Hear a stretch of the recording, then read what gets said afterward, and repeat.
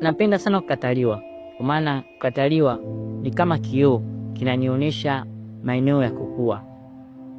Na kwa kila hapana inayopewa huwa ni kama nafasi ya kunifanya nijijenge upya ili niwe imara zaidi. Njia ya dunia ya kuniambia bado hujafika, endelea kuwa bora. Sioni aibu kukataliwa, ila naona heshima kwenye safari yangu ya maisha, kwa maana kila mlango utafunguka kwenye maisha yangu, lakini kila mlango ninaopita unitengeneza kuwa mtu anayestahili nafasi kweli kweli.